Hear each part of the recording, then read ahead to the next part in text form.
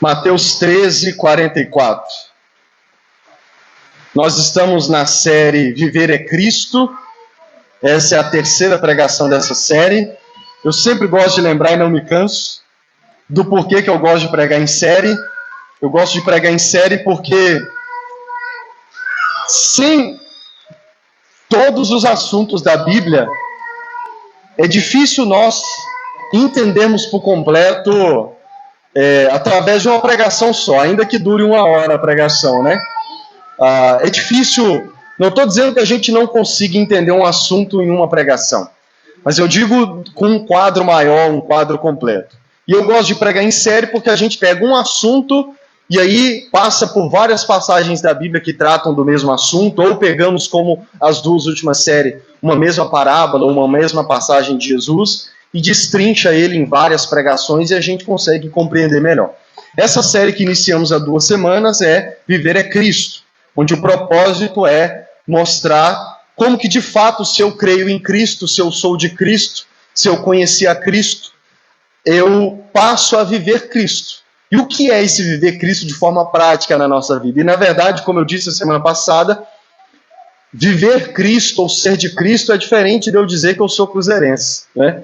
Então, eu dizer que sou cruzeirense, vocês sabem que eu não sou praticante, eu dizer que sou cristão não pode ser a mesma coisa, onde nada na minha vida é mudado. Se perder, tudo bem,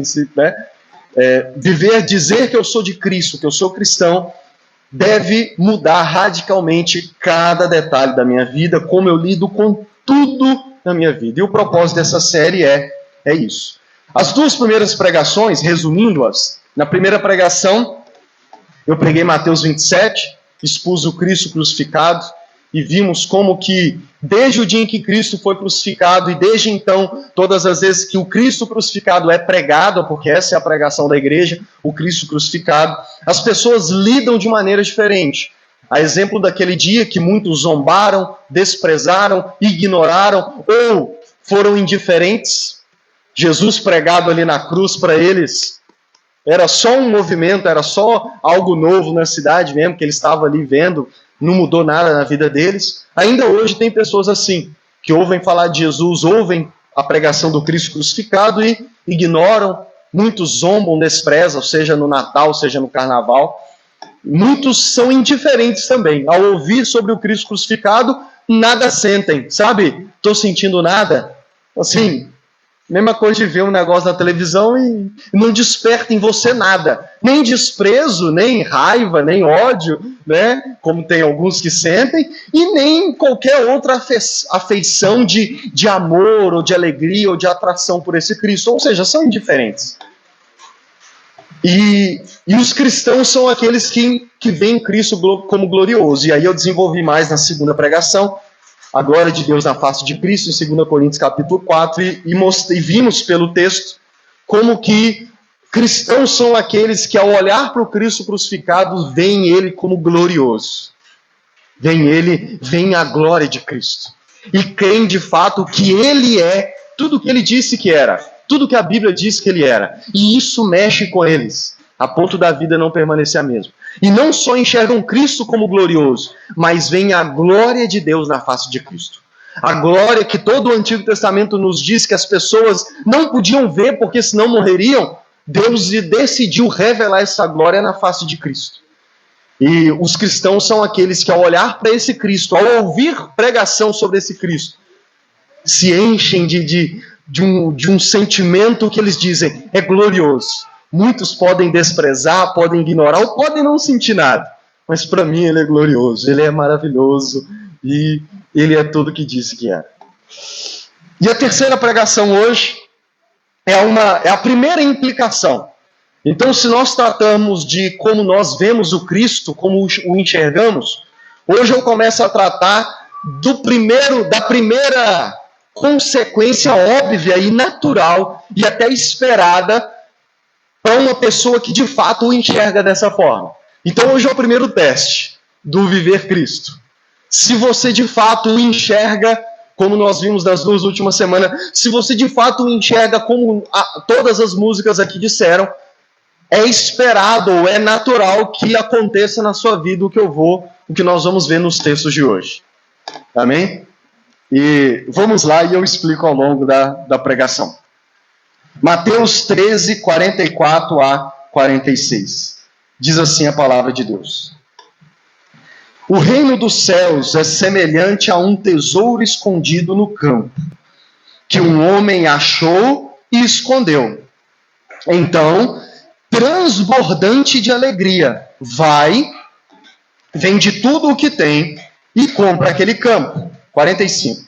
O reino dos céus é também semelhante a um homem que negocia e procura boas pérolas. Quando encontrou uma pérola de grande valor, ele foi, vendeu tudo o que tinha e comprou a pérola. Vamos orar mais uma vez. Senhor Deus, eis a tua palavra. Fale mais uma vez aos nossos corações. Abre os olhos do nosso coração para que contemplemos Cristo como glorioso, Senhor. E que o que esses versos descrevem, que possa acontecer na nossa vida. Me ajude a ser simples, objetivo e ao mesmo tempo mostrar a glória desse texto. Que pessoas possam ter os seus olhos abertos nessa noite para contemplarem Cristo, Senhor. E para que Cristo possa se tornar na vida deles melhor do que tudo, do que qualquer outra coisa. Em nome de Jesus, amém. Que a chuva continue assim para que dê tempo de terminar a pregação. Pois bem, vamos direto ao ponto aqui, né?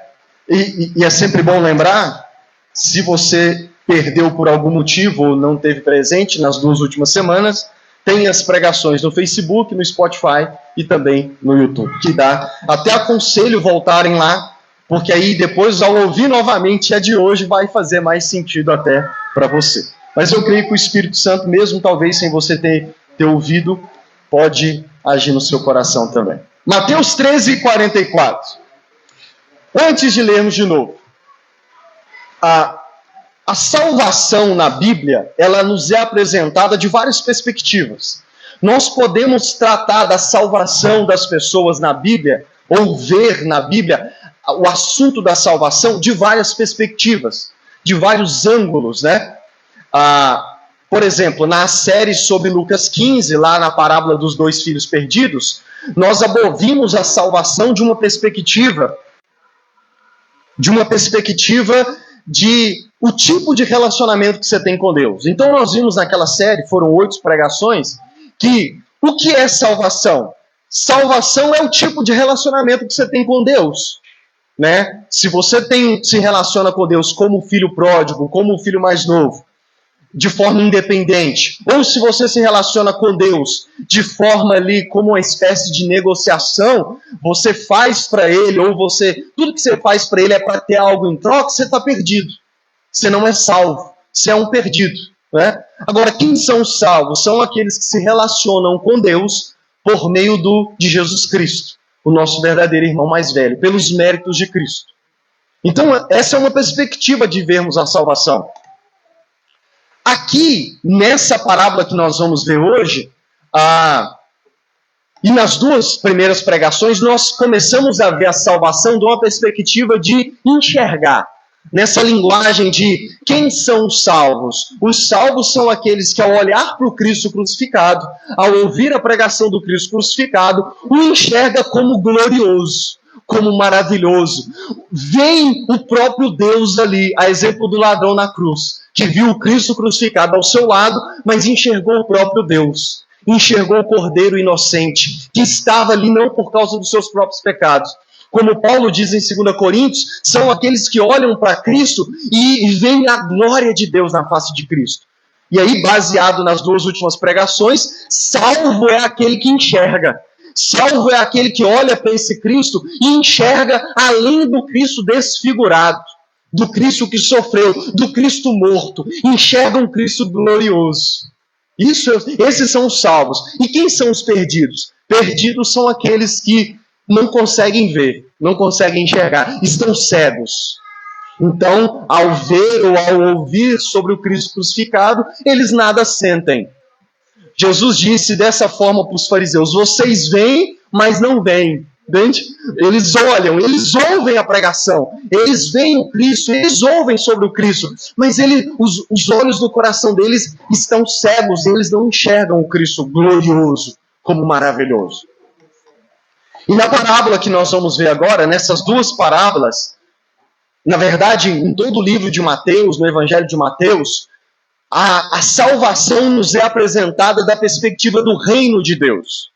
Mateus escreveu para judeus, então ele puxa toda a história do Antigo Testamento e ele fala sobre Cristo e ele prega Cristo usando, vamos dizer assim, as pontes do Antigo Testamento. Tanto que Mateus, se você leu o Evangelho, ou se você já leu e se lembrar, Mateus sempre que vai falar algo de Jesus, ele sempre diz assim, isso aconteceu para se cumprir o que disse em tal lugar. Isso se aconteceu para se cumprir o que disse em tal lugar. Ele fez isso para se cumprir o que a profecia lá no Antigo Testamento havia dito. Porque ele apresenta o Cristo e a salvação de Cristo dessa perspectiva do reino de Deus, que é uma linguagem que vem desde o Antigo Testamento.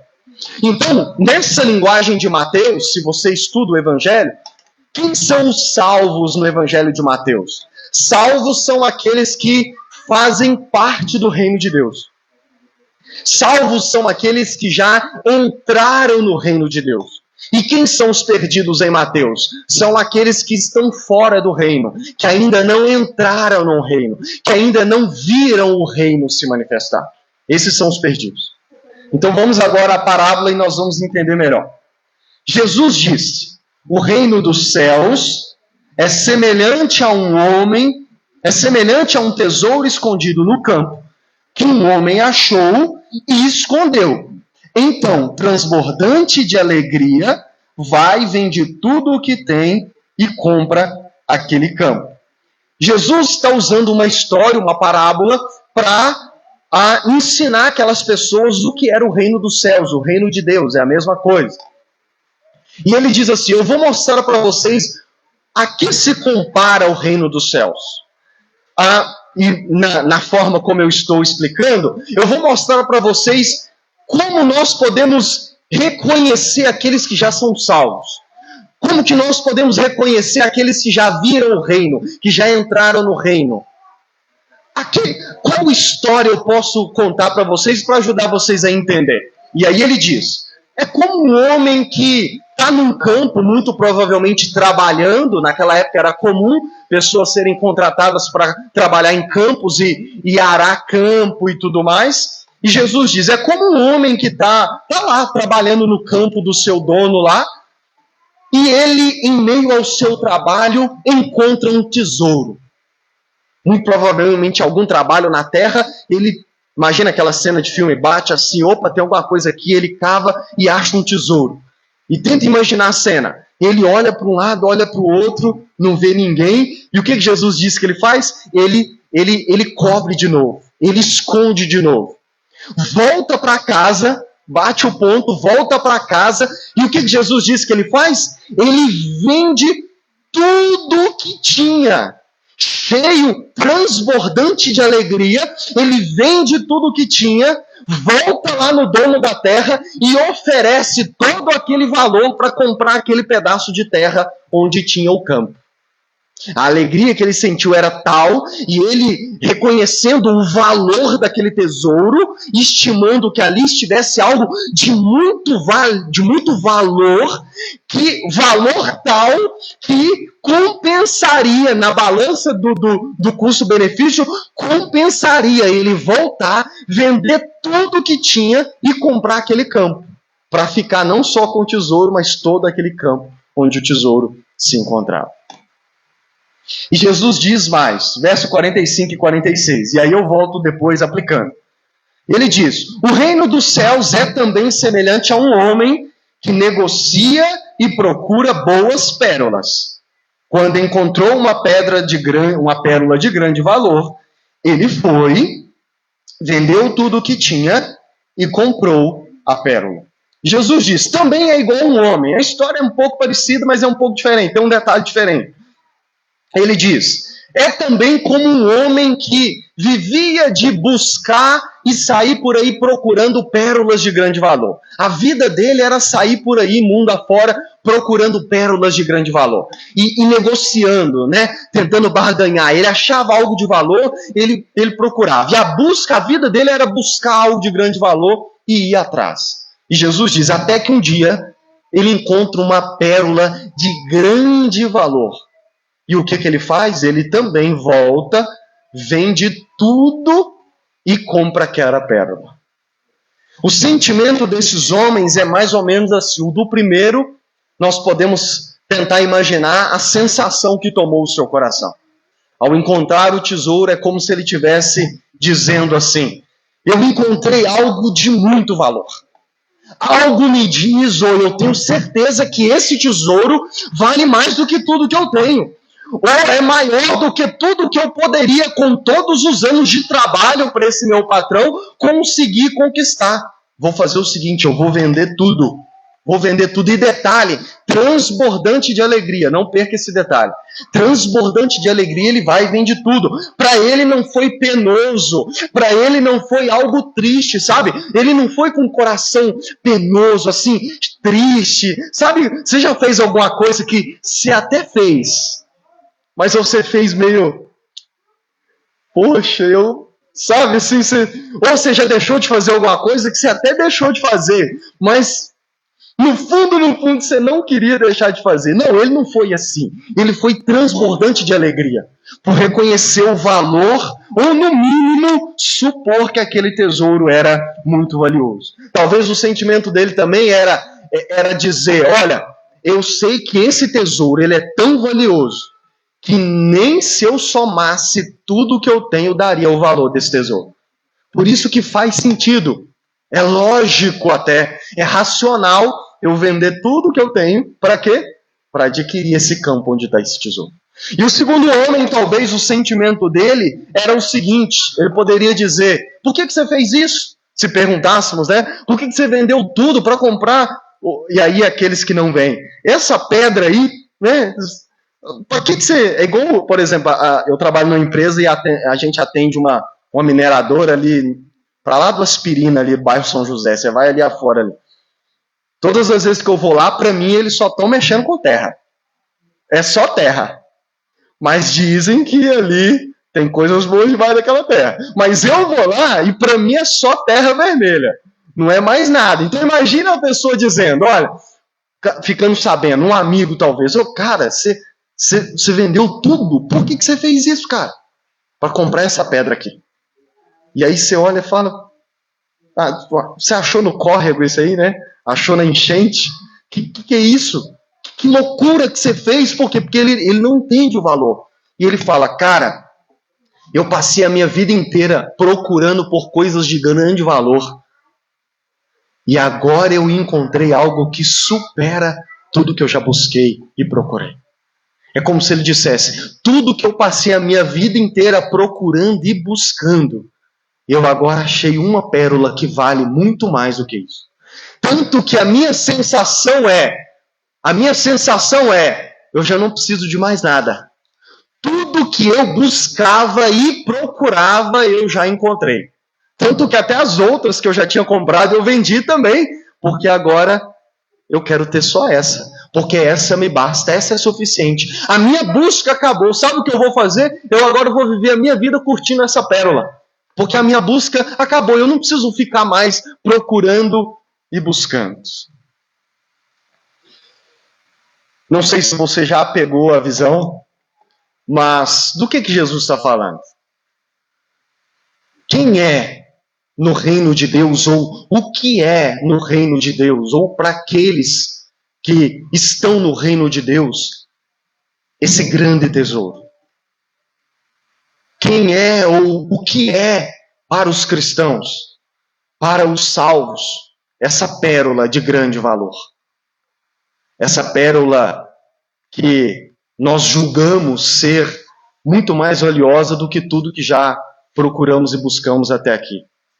Esse tesouro que, transbordante de alegria, Se eu precisar vender, ou eu venderia, ou eu vendi tudo o que eu tinha até aqui para poder ficar com ele. Baseado nas 2 primeiras pregações dessa série, você já sabe qual é a resposta. Quem é essa pérola de grande valor? Quem é esse grande tesouro pelo qual existem pessoas que abrem mão de tudo, venderiam tudo para poder ficar com ele? Irmãos, Jesus é esse tesouro. Jesus é essa pérola de grande valor.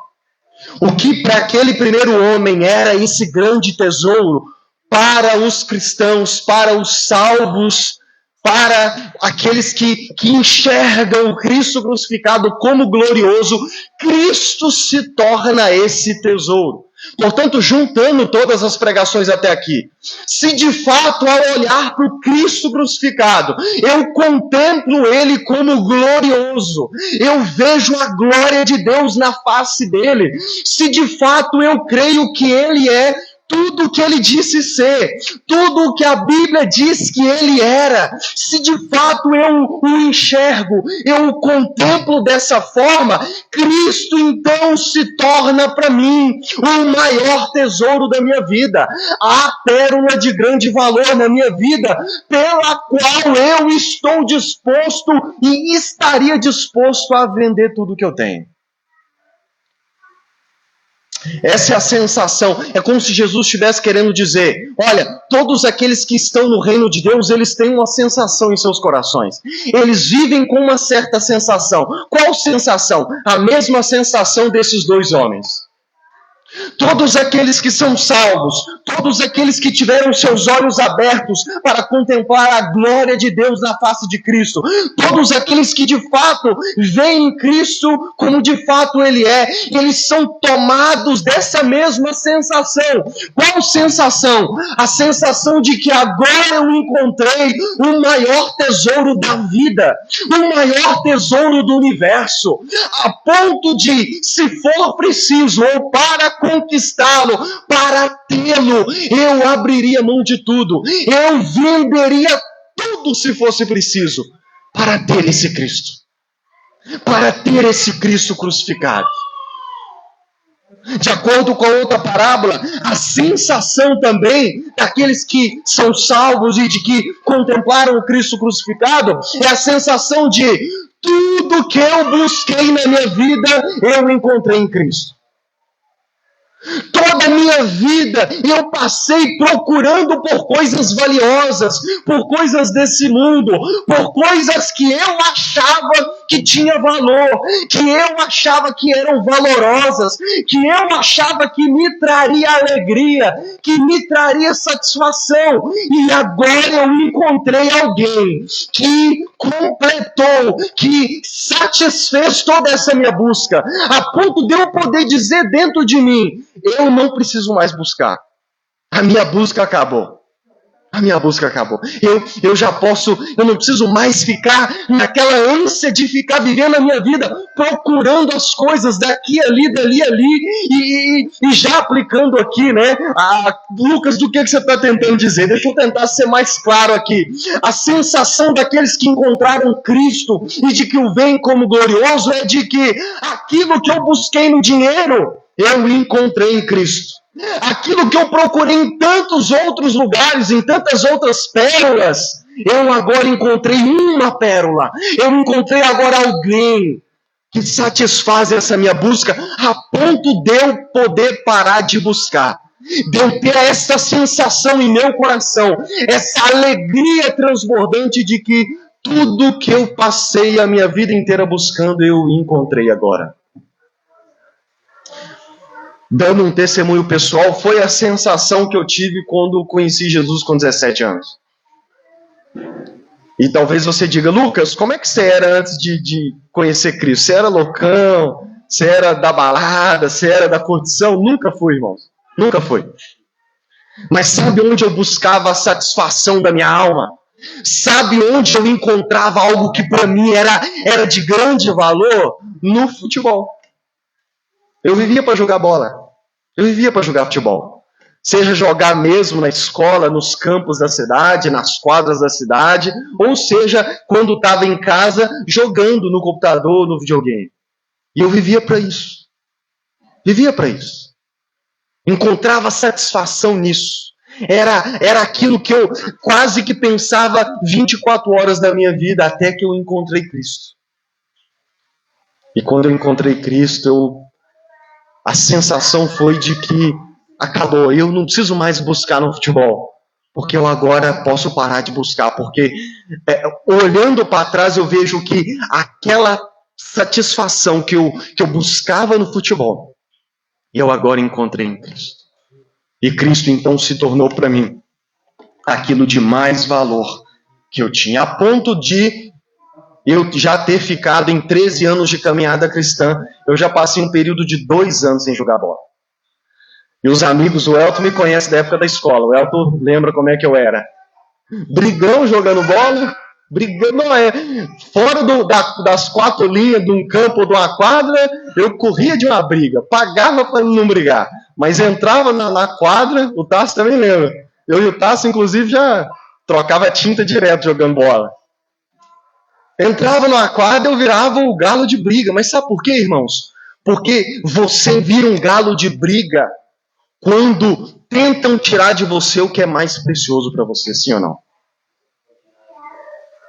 E como eu encontrava satisfação no futebol, em vencer, em querer ser o melhor, quando alguém ameaçava isso, E talvez você diga, Lucas, você está exagerando, irmãos, não estou. Às vezes você ainda não teve os seus olhos abertos, mas a minha oração é para que o Espírito abra os seus olhos para você entender que talvez essa é a sua história.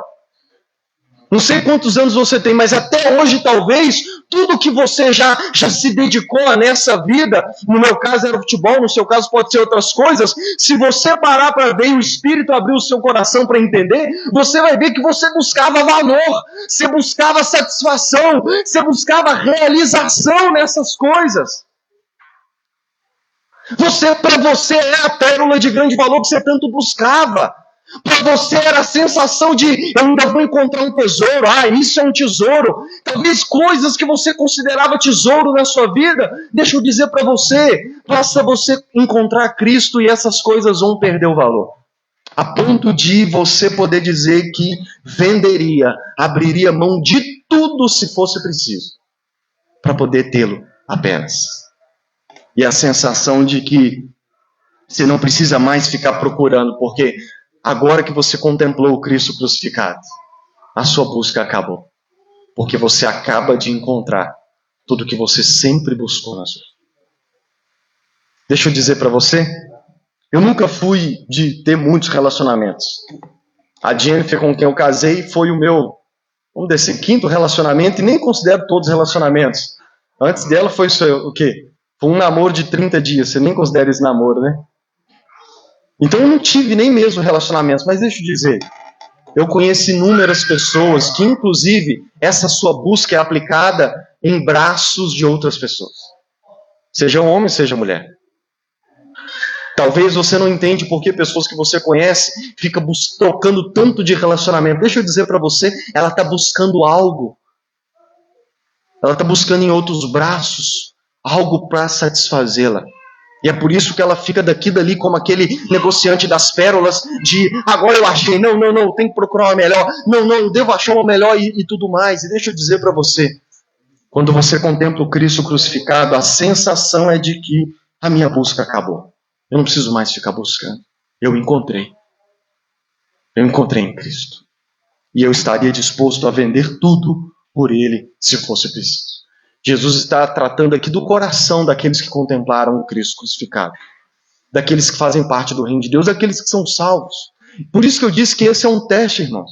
Esse é um teste. Essa é a primeira pregação que é um teste para ver se de fato você vive Cristo. Se de fato você o contemplou. Porque por essas parábolas, se você já contemplou a Cristo, essa é a sensação que toma o seu coração.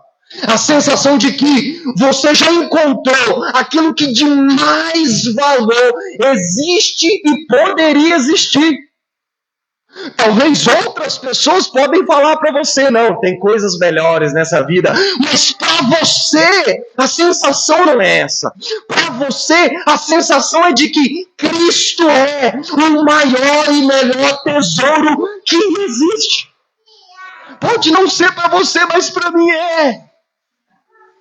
Cristo é aquele que eu buscava em outras coisas e agora eu parei de buscar, porque eu já encontrei nele plena satisfação. Plena satisfação. Tanto que a minha sensação é que eu não preciso de mais nada. Eu já encontrei tudo. Já encontrei tudo nele.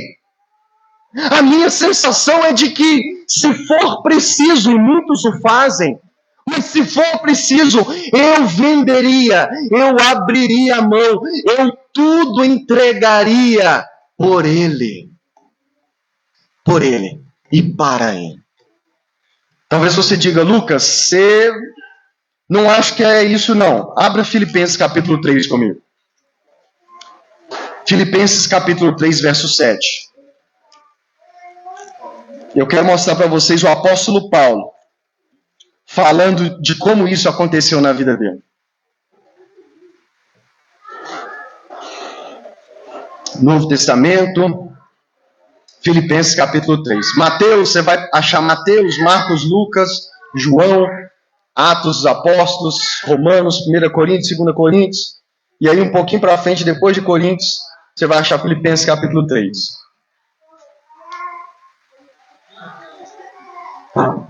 Filipenses 3, versos 7 a 9. A primeira frase da 9. Paulo diz assim, olha ele dizendo, mas o que para mim era lucro, isto considerei perda por causa de Cristo. Na verdade, considero tudo como perda, por causa da sublimidade do conhecimento de Cristo Jesus, meu Senhor. Por causa dele, perdi todas as coisas e as considero como lixo para ganhar a Cristo e ser achado nele. Até aí. Olha o que Paulo está dizendo. Vê se não é o que eu estou tentando te ajudar a entender. Vê se não é a sensação que Jesus descreve lá naquela parábola. Olha o apóstolo Paulo, que inclusive nos diz lá em 2 Coríntios que aqueles que contemplam o Cristo crucificado, eles veem a sua glória. Olha Paulo contando para os filipenses a sensação que toma o coração dele. Daqui a algumas semanas eu vou voltar no capítulo todo, pelo menos nos versos antes do 7, mas hoje eu vou focar só no 7 a 9. Olha o que ele diz. Olha Paulo dizendo, mas o que para mim era lucro, isto considerei perda por causa de Cristo. Em outras palavras, o que para mim era lucro, ou seja, o que para mim tinha valor. Olha ele dizendo, antes de encontrar Cristo, eu tinha muitas coisas que eu considerava de grande valor. Mas depois que eu conheci Cristo, o que para mim tinha valor, o que para mim era lucro, eu hoje considero perda. Eu considero sem valor. Por quê? Por causa de Cristo. Por causa de Cristo. Não é por causa da religião, não é por causa de usos e costumes, é por causa de Cristo. É porque eu olho para Ele, é porque eu o contemplo como glorioso, como ele disse em 2 Coríntios capítulo 4, é porque eu vejo a glória de Deus na face dele, é que quando eu olho para as outras coisas que antes eu julgava ter valor, eu olho e falo, e hoje não tem valor nenhum, é perda. Por causa dele. E ele continua dizendo, verso 8, na verdade, considero tudo como perda por causa da sublimidade do conhecimento de Cristo Jesus, o meu Senhor. O que ele diz? Na verdade, eu considero tudo perda. Em outras palavras, na verdade, eu considero que nada disso não tem nem mesmo valor. Comparado com a sublimidade. O que significa isso? A superioridade, vamos dizer assim, comparado com algo que é ainda melhor, que é mais excelente, que nem se compara, que é conhecer Jesus Cristo, o meu Senhor. Paulo está dizendo, quando eu coloco na balança, quando eu comparo outras coisas dessa vida com conhecer Jesus, quebra, assim, ó, quebra a balança. Aí não é nem que tem valor, aí não se torna nada. Ele vai mais além, olha o que ele diz. Porque por causa dele, perdi todas as coisas. Até coisas que eu perdi, eu não me importo, porque é por causa dele. E ele diz mais, e as considero como lixo para ganhar a Cristo e ser achado nele. Essa palavra que essa tradução traz como lixo, em outras traduções da Bíblia vai estar esterco, estrume. O que é esterco e estrume? Fezes de animais em decomposição. Olha o que Paulo está dizendo. Quando eu coloco na balança as coisas que têm valor nessa vida e que eu considerava que tinha valor, com hoje o conhecimento desse Cristo glorioso que eu conheci, a balança quebra. E não tem valor. E na verdade vou mais além, diz ele. Todas essas coisas eu considero lixo, esterco. Eu considero fezes de animais. Não considero nada, assim, não é que nem tem valor mais, mas o valor é o mesmo que o esterco lá do pasto, dos gado lá. Ou seja, comparado, não tem valor nenhum.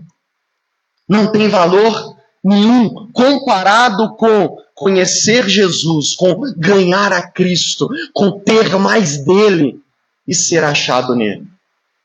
E ser achado nele.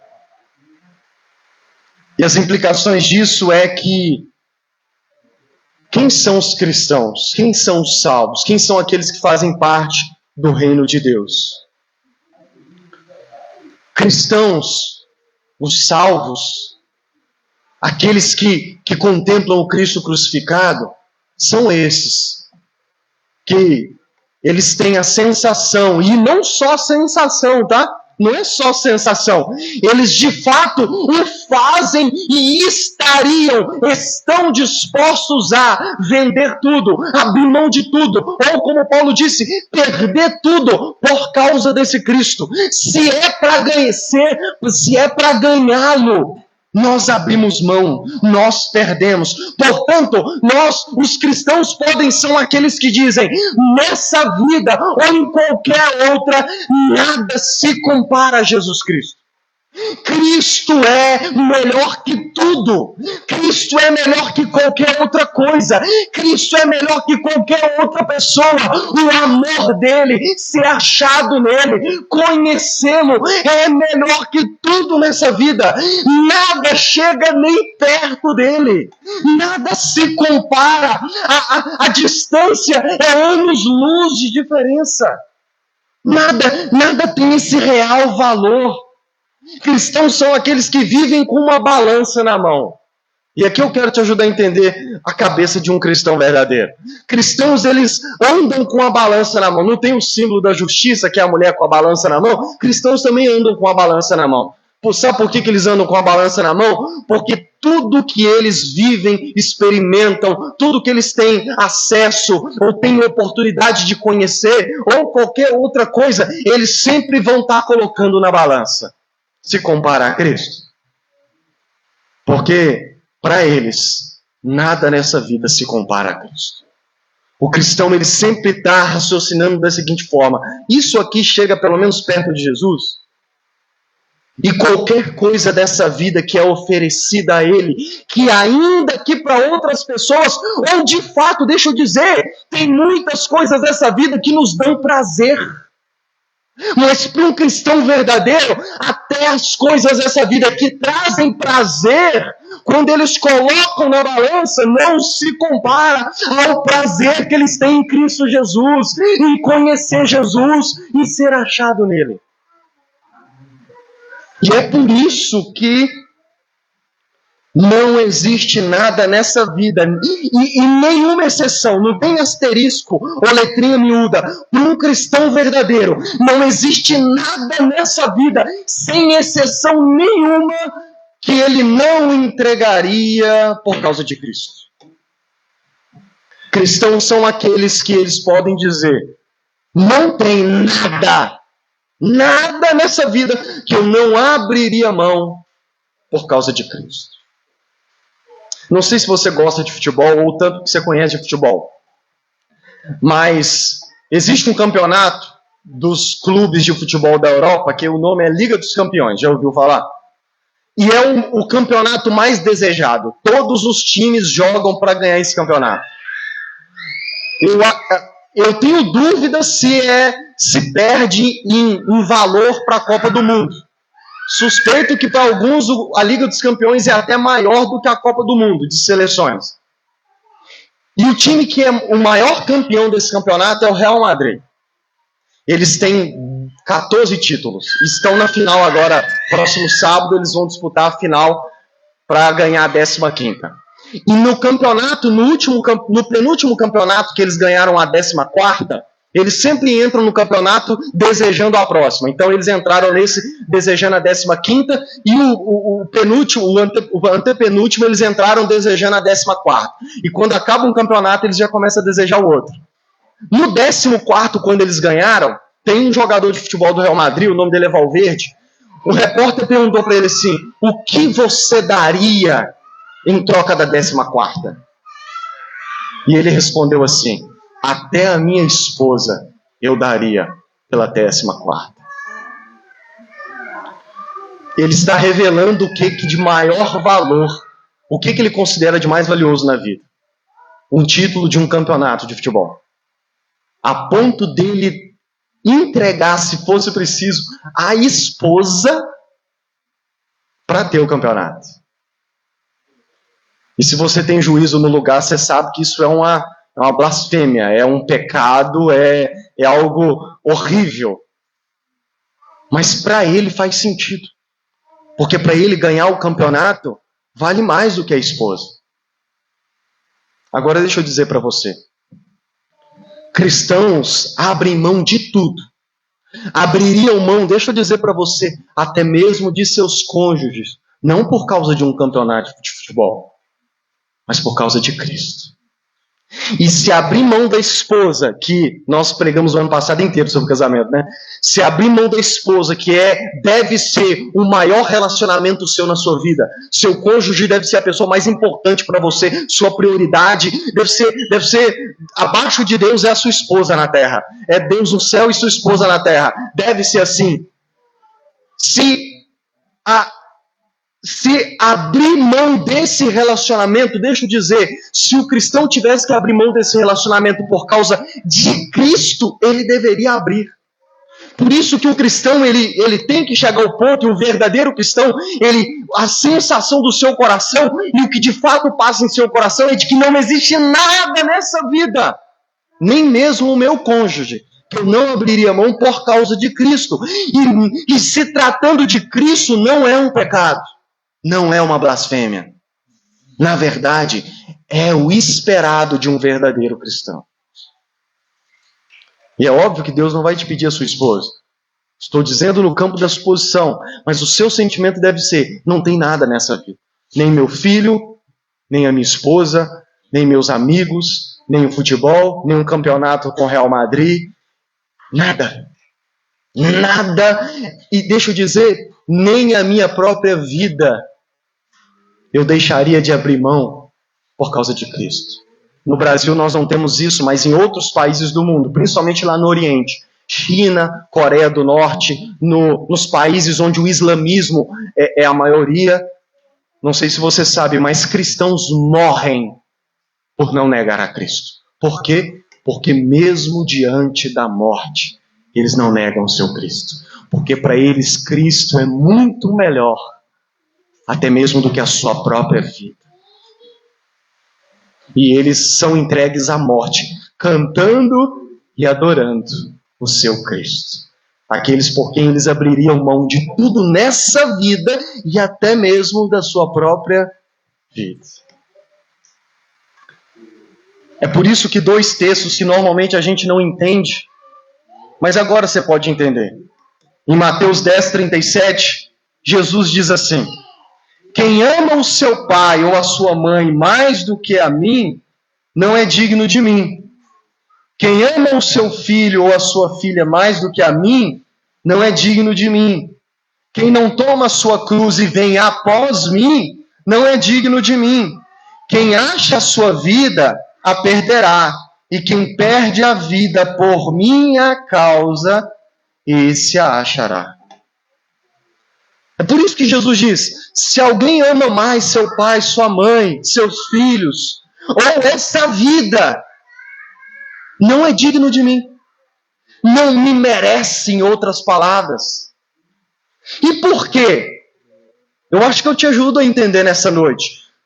Porque se você não está disposto a abrir mão até desses relacionamentos nessa terra, você ainda não entendeu quem Cristo é. Por que ele disse não é digno de mim? Por que você não é digno de mim se você não está disposto a abrir mão desses relacionamentos? Porque você ainda não entendeu quem eu sou. E se você não entendeu quem eu sou, você não é digno de mim. Se você ainda não entendeu o valor que eu tenho, que eu sou o Filho de Deus, eu sou o próprio Deus. Se você ainda não me vê dessa forma, você não é digno de mim.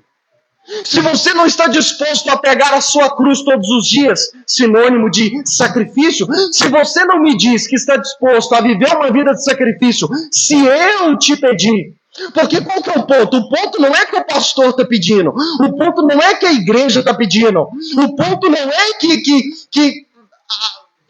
o ponto é que por Cristo. O ponto é que tomar a cruz e seguir, eu não estou seguindo um pastor, eu não estou seguindo uma igreja, uma placa, eu não estou seguindo um louco da cabeça, eu estou seguindo Cristo, aquele glorioso, aquele que eu contemplei crucificado, aquele que para mim é a melhor coisa do mundo. Então eu abro mão do que for preciso por ele. Em Lucas 18, 29, ele diz: ninguém que tenha deixado casa, mulher, irmãos, pais ou filhos por causa do reino de Deus. Tem pessoas que abrem mão de tudo, de pais, de filho, da sua própria casa, do seu próprio cônjuge. Mas não é por um motivo qualquer, é por minha causa. É por causa de Cristo que, durante todos esses anos da vida da igreja, pessoas e famílias deixam seu país de naturalidade e vão para países do mundo correndo risco de morte para pregar esse Cristo crucificado. Porque Cristo não só é motivo para eles deixarem tudo, o seu conforto, o que for preciso, mas Cristo é tão glorioso que eles abrem mão da sua vida para andar pelos quatro cantos do mundo para pregar esse Cristo. Porque se de fato esse Cristo é glorioso, então que todos o conheçam. Que todos o conheçam, que todos contemplem o Cristo que eu contemplo. Que todos contemplem o Cristo que eu contemplo.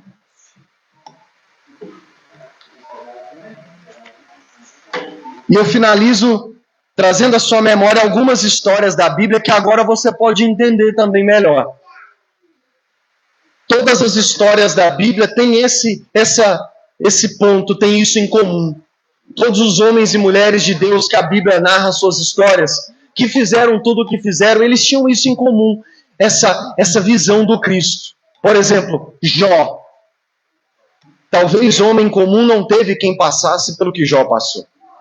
Perdeu todos os seus bens, perdeu 10 filhos no mesmo dia, perdeu tudo, perdeu saúde, e até mesmo a sua esposa mandou ele amaldiçoar a Deus e morrer. E a Bíblia diz que então Jó se levantou, rasgou o seu manto, rapou a cabeça, prostrou-se em terra e adorou. O cara tinha perdido tudo, e o que ele faz? Ele raspa a cabeça, se prostra no chão e adora a Deus. O que faz um homem fazer isso? Ele responde no capítulo 19, ele diz: porque eu sei que o meu Redentor vive, e que por fim se levantará sobre a terra. Depois, revestido este meu corpo da minha pele, em minha carne, verei a Deus. E o verei por mim mesmo, os meus olhos o verão, e não outros. E olha o que ele diz: de saudade o meu coração desfalece dentro de mim. Quem é o Redentor em toda a Bíblia? É o Cristo. Um homem que perde tudo e ainda assim dobra o ele adora. Por quê? Porque ele sabia que o Redentor vivia. E que um dia se levantaria. E então ele o veria face a face. E ele diz, de saudade o meu coração desfalece dentro de mim. Abraão, lembra-se de Abraão? Deus dá para ele um filho. O Batman.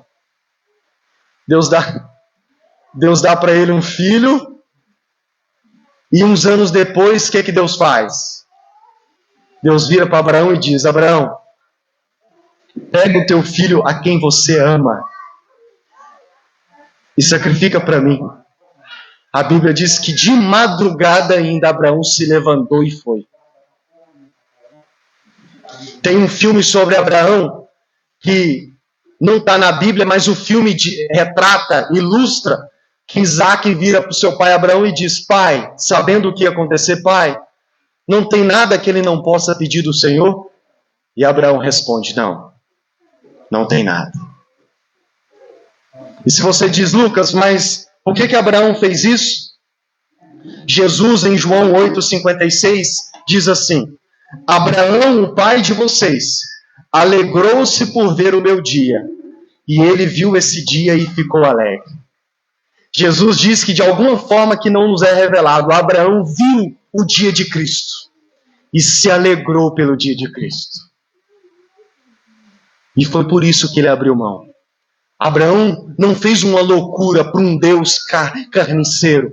Abraão estava disposto a abrir mão do seu filho por causa do Cristo. Quem ele viu de longe, contemplou e se alegrou a ponto de estar disposto a abrir mão do seu próprio filho. Moisés, a história de Moisés. Por que Moisés fez tudo o que fez? A Bíblia também nos diz que foi por causa de Cristo. Em João 5,46, Jesus diz assim, porque se vocês de fato crescem em Moisés, em tudo que Moisés escreveu, também creriam em mim, pois ele escreveu a meu respeito. Jesus disse que muitas coisas que Moisés escreveu nos 5 primeiros livros, Gênesis, Êxodo, Levítico, Número, Deuteronômio, ele escreveu por causa do próprio Cristo. E Hebreus, o autor de Hebreus, é ainda mais claro. Olha o que o autor de Hebreus diz, Hebreus 11, 24 a 27. Pela fé, Moisés, sendo homem feito, recusou ser chamado da filha de Faraó, preferindo, olha a palavra, preferindo ser maltratado junto ao povo de Deus, a usufruir dos prazeres transitórios do pecado. Ele entendeu que ser desprezado por causa de Cristo era uma riqueza maior do que tesouros do Egito, porque contemplava a recompensa. Pela fé, Moisés abandonou o Egito, não amedrontado com a ira do rei, pois permaneceu firme como quem vê aquele que é invisível. Por que Moisés pensa? Moisés abriu mão de ser chamado filho de Faraó. E todos os benefícios e vantagens que isso tinha na época. Faraó era tratado como Deus. Você ser filho do Deus, imagina. Moisés, e ele abriu mão do palácio e foi viver com o seu povo e ser maltratado. Mas a Bíblia diz que ainda assim ele preferiu isso. E ele abriu mão também dos prazeres temporários do pecado. Por quê? Porque ele contemplava o Cristo crucificado.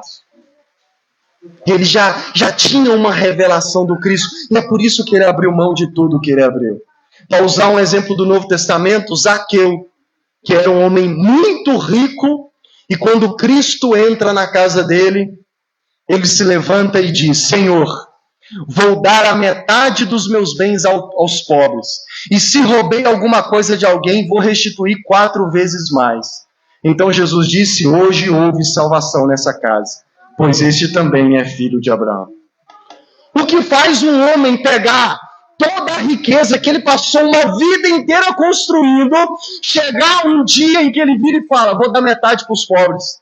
E se alguém aqui conseguir provar que eu roubei ele, eu devolvo 4 vezes mais. O que faz um homem abrir mão das riquezas dessa vida? Que ele passou uma vida, deu duro para passar uma vida e construir? É que o Cristo entrou na casa dele. E ele contemplou o Cristo que estava na casa dele, não como um qualquer, mas como o glorioso, o Messias. Tanto que Jesus diz, hoje teve salvação nessa casa. Por quê? Porque hoje alguém teve os olhos abertos para reconhecer quem é que veio na casa dele. O salmista, no Salmo 63, versos 1 a 4, diz assim: ó Deus, tu és o meu Deus. Eu te busco ansiosamente. A minha alma tem sede de ti. Meu corpo te almeja como terra árida, exausta e sem água. Assim, quero ver-te no santuário, para contemplar a tua força e a tua glória. E olha o que ele diz agora. Porque a tua graça é melhor do que a vida. Os meus lábios te louvam. Assim, eu te bendirei enquanto viver. Em teu nome, levanto as minhas mãos. A tua graça é melhor do que a vida. Nada se compara. Nada, nada, nada. Nem mesmo continuar vivendo se compara ao Senhor. E eu finalizo dizendo que isso não só foi verdade na vida desses homens, mas desde que Cristo morreu e ressuscitou, e que o Cristo crucificado é pregado nos quatro cantos deste mundo, esse é o sentimento tomado por aqueles que veem, por aqueles que têm os olhos abertos. Porque, como eu disse semana passada, nem todos têm os olhos abertos. Muitos ouvem sobre Jesus, veem Jesus, mas não o veem como glorioso. Portanto, eles nem entendem como que as pessoas que fazem tudo por Jesus fazem. Mas olha o que Pedro diz, e isso se aplica a nós. 1 Pedro 1,8 diz assim, Pedro está dizendo aos cristãos da sua época, e ele diz, mesmo sem tê-lo visto, vocês os amam. Olha o que Pedro está dizendo para os cristãos, olha, eu, Pedro, apóstolo, eu vi ele, tanto antes de morrer como depois de ressurreto. Ele andou com a gente 40 dias e depois voltou para os céus. Aí Pedro está dizendo, mas vocês nunca o viram. Vocês não viram Jesus. Nem antes de morrer, nem depois de ressurreto. Mas ainda assim vocês os amam. E ele continua dizendo, mesmo não vendo agora, mas crendo nele, olha o que ele diz, exultam com alegria indescritível e cheia de glória, obtendo o alvo dessa fé, a salvação da alma. Olha o que Pedro diz, e se aplica a nós. Pedro diz, vocês não veem, mas vocês o amam. Vocês não veem agora, mas ainda assim, crendo nele, pela fé, vocês exultam com uma alegria indescritível, que não tem nem como explicar, e cheia de glória. E isso é salvação. Isso é verdade aos cristãos ainda hoje, e é verdade a nós cristãos hoje. Nós não o vemos, nós não o vimos crucificado, mas pela fé é como se o tivéssemos visto. Pela fé é como se o contemplássemos. E somos tomados ainda hoje de uma alegria indizível, indescritível, cheio de glória. E somos movidos por amor a Ele. E como vimos até aqui, se tivermos que abrir mão de tudo, nós abrimos. Se Jesus não é tudo isso para você, com muito amor e preocupação a sua alma, eu digo, você ainda está perdido. Se tudo isso que nós temos visto nas últimas semanas é verdade, se você diz, Lucas, eu ainda não consigo ver Jesus como tudo isso, então, com muito amor e preocupação e zelo pela sua alma, eu digo, você ainda está perdido.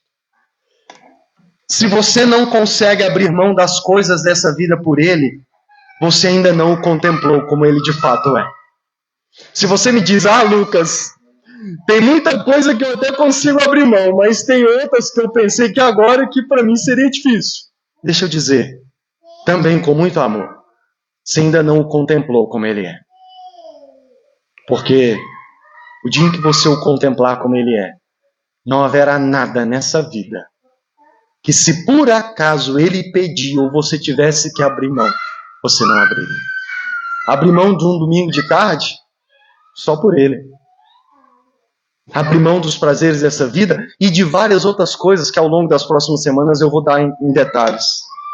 Em terceiro lugar, quando você vê cristãos abrindo mão até de coisas que não são pecado, agora você sabe por quê. Cristãos é um bicho tão esquisito, os verdadeiros, né?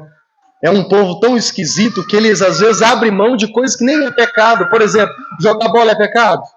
Às vezes não. Pode ser se há uma idolatria para mim. Mas se é só por lazer, às vezes o cristão abre mão de coisas que nem são pecado. E você fica assim, mas espera aí, isso não é pecado. E de fato não é. Mas às vezes eles abrem mão. E por que, meu Deus do céu? Hoje você entendeu. É porque às vezes eles colocam na balança. E cristãos são aqueles também, deixa eu ver se eu coloquei. Cristãos são aqueles que viram para tudo nessa vida e diz o seguinte: nunca ouse tentar competir com o meu Cristo. Porque o dia em que você tentar competir com o meu Cristo, acabou. É fim de linha para você. Cristãos verdadeiros viram para os seus próprios cônjuges e dizem: nunca se coloque entre mim e o meu Cristo. Porque eu não sei se você sabe, mas em contextos, tem pessoas que às vezes dizem isso para pessoas que estão se convertendo. É esse Jesus, essa igreja ou eu. Cristãos são aqueles que viram para tudo nessa vida, ou para qualquer pessoa, e dizem: nunca ouse ou tente se colocar entre mim e o meu Cristo. Porque um dia em que você tentar, no mínimo, competir no meu coração com Cristo, você perdeu. E em último lugar, a motivação do verdadeiro cristão para tudo é o Cristo glorioso. Tanto para o que faz, quanto para o que abre mão. Essa é a motivação. Essa deve ser a sua motivação. Sua motivação não deve ser eu, não deve ser a igreja, não deve ser nenhuma outra pessoa ou qualquer outra coisa, a não ser o Cristo crucificado. Tanto para tudo que você fizer, quanto para tudo que você decidir abrir mão. Porque como Paulo diz no verso 10 do capítulo 3, o que eu quero é conhecer Cristo e o poder da sua ressurreição, tomar parte nos seus sofrimentos e me tornar como Ele na sua morte. Viver é Cristo. Fique de pé e vamos orar.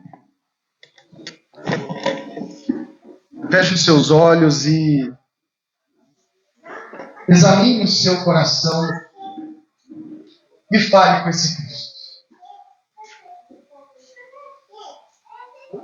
Diante dessa palavra, examine o seu coração neste momento. Lucas, eu ainda não consigo. Lucas, eu vou ser bem sincero com você. Cristo ainda não é isso tudo para mim. Então o meu conselho a você é que neste exato momento você peça a Ele para que você o veja.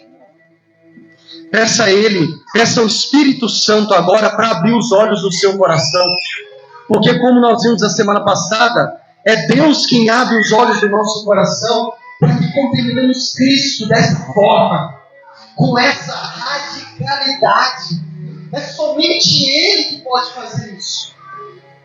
E a boa notícia é que Ele faz isso no meio de pregações, depois de pregações. Portanto, Ele pode fazer esse milagre no seu coração hoje, agora. Basta você clamar. Clame a Ele agora. Diga para Ele: Senhor, eu ainda não te vejo como foi descrito aqui nessa noite, mas eu quero ver. Abre os meus olhos para ver. Eu quero te contemplar. Eu quero ver a tua face. Eu quero ver o Senhor como o Senhor verdadeiramente é, a ponto do Senhor se tornar o meu maior tesouro, o maior tesouro da minha vida, para que tudo isso seja realidade na minha vida, para que eu esteja disposto a abrir mão do que for preciso pelo Senhor, para que eu viva motivado por tudo pelo Senhor. Abre os olhos do meu coração. Talvez você já até creu, já é batizado, mas tem se pegado, se entregando a outras coisas, a valorizando outras coisas dessa vida. E o que eu te digo é: ore neste momento, E peça ao Espírito Santo que resplandeça a glória do Cristo novamente no seu rosto. Peça para que Deus resplandeça novamente a glória de Cristo na sua face. Peça ao Espírito que abra, que tire as escamas dos seus olhos, que tire, que te ajude a relembrar o Cristo glorioso ao seu coração, para que você volte a enxergá-lo como Ele é e abra mão das coisas que talvez você voltou atrás e tem valorizado. Senhor, que o Senhor abra os nossos olhos, abra os olhos do nosso coração, para que possamos vê-lo, para que possamos contemplar. E para que Tu tornes para nós o melhor, a melhor coisa do mundo. Para que o Senhor se torne para nós melhor do que tudo. Para que estejamos dispostos, se for preciso, a abrir mão de tudo para ter, para conhecer, para contemplar. É o que nós te pedimos, em nome desse Cristo. Amém. Que o amor de Deus, nosso Pai, a graça de nosso Senhor Jesus Cristo e a comunhão do Espírito Santo sejam com todos vocês. Ide-vos em paz. E que os seus olhos se abram para contemplar o Cristo, para viver o Cristo crucificado. Deus abençoe.